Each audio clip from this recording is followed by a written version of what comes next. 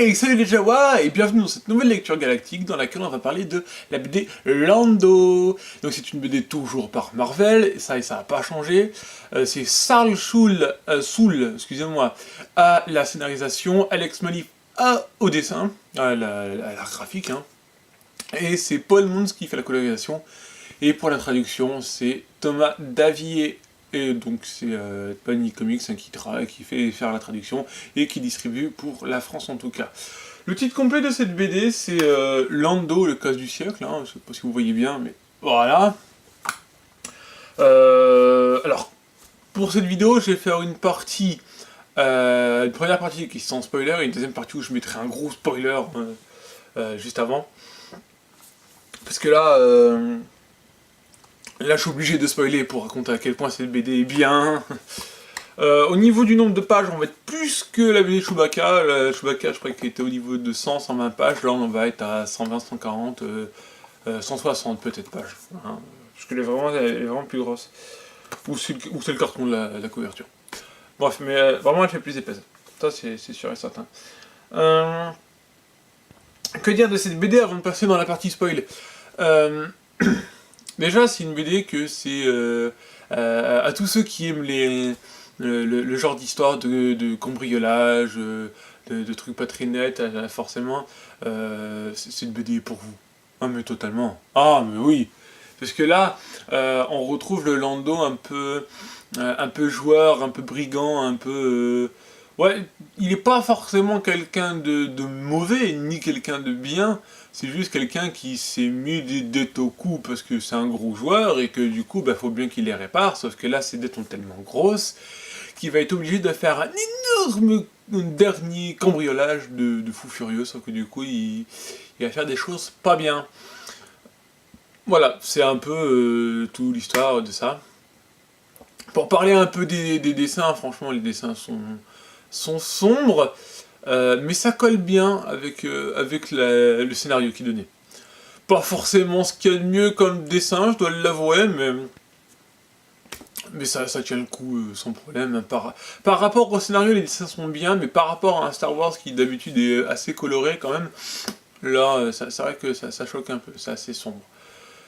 Voilà, donc pour la partie sans spoiler, c'est fini, donc ceux qui ne veulent pas être spoilés, barrez-vous.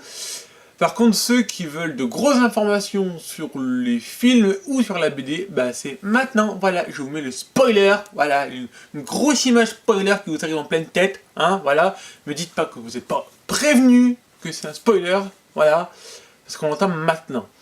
Et là, je vais vous donner une grosse information. Je vais le mettre une image pour que vous voyez vraiment qui c'est, mais Lobot.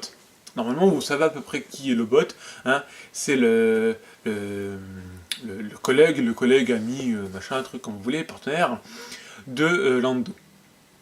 Et ce fameux partenaire, il est chauve, hein, et il a son casque qui arrive sur ses oreilles, qui prend tout l'arrière de son crâne. En fait, ça c'est un ordinateur qui permet de booster les capacités du cerveau. Voilà, ça s'arrête là, ça permet de faire des calculs ultra compliqués en quelques secondes. C'est vachement bien.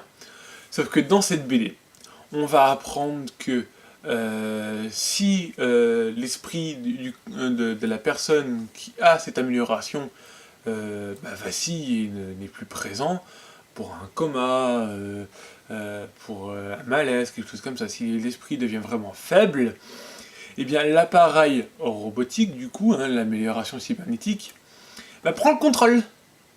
Ce qui fait que la révélation de cette BD, qui est énorme comme révélation, c'est que, vous voyez le bot, on le voit dans l'épisode 5.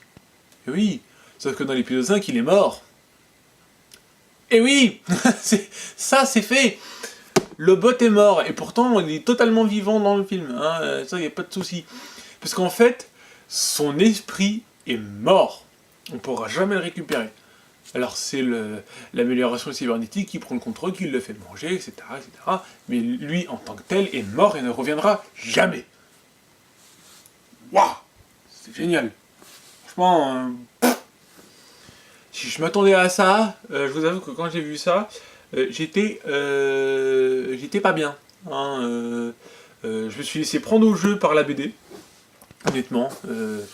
Et j'ai eu une petite émotion hein, quand j'ai appris que Lobot était mort comme ça. Ouais, c'est franchement... je me suis pas attendu à un truc aussi violent quand même. Voilà, donc enfin, si vous voulez, pour faire plus simple, à ceux qui auraient un peu de mal à comprendre, c'est tout simplement, c'est vous tombez dans le coma, mais il y a une entité mécanique qui va prendre le dessus sur votre esprit et permettre à votre corps de continuer à vivre. Mais vos émotions, votre façon de faire, votre personnalité, tout ça n'existe plus. Et ça ne reviendra jamais, du coup. Voilà, c'est un peu le point négatif de ce genre d'amélioration. Hein, voilà. Ensuite, que dire non, franchement, le scénario, il est génial. Il est génial parce que, tout simplement, Lando va se retrouver à devoir voler le vaisseau privé de Palpatine. J'adore ce scénario, j'adore. Ouais, et franchement, en plus, la BD nous apprend que tous les artefacts Jedi qui ont pu être récupérés pendant et après la purge, en fait, ils ont été tous entreposés dans le vaisseau privé de Palpatine. Il y a un exemplaire de chaque. Ah là, il n'y a pas de doublon, il y a un exemplaire de chaque. Et il y a quelque chose dans le vaisseau de suffisamment puissant pour corrompre les gardes et les faire vivre malgré leur mort. La force obscure est tellement dégueulasse. Oh, j'adore ce scénario, franchement. C'est pas loin d'être ma BD préférée. Honnêtement, elle est vraiment pas loin. Même pour l'instant, je dirais même que c'est ma BD préférée pour l'instant. Ouais, pour l'instant, c'est ma BD préférée. Je la fais en deuxième parce que j'avais envie, parce que faire Lando après Chewbacca, je trouve ça marrant, mais c'est tout, il n'y a pas de danse particulier. Et ouais, pour l'instant, c'est ma BD préférée quand même. Ouais. Donc, c'est pas. Voilà, je vais pas être négatif sur cette BD, elle est trop bien. Voilà, donc là-dessus, moi je peux. À part vous dire, achetez-la. Ah de toutes les BD que j'ai eues jusqu'à maintenant, c'est Lando ma préférée pour l'instant. Voilà, très clairement, donc je peux pas vous dire quelque chose de mal sur cette BD. Achetez-la. Achetez-la, ouais, c'est tout. Je suis pas plus que ça. Voilà. Sur ce, je vous laisse avec mon enthousiasme qui est débordant avec cette BD. Et je vous dis à bientôt pour la semaine prochaine, hein, la nouvelle vidéo sur le jeu de rôle, machin, tout ça, vous avez l'habitude. Et n'oubliez pas, prenez soin de vous et surtout, que la force soit avec vous. Bye.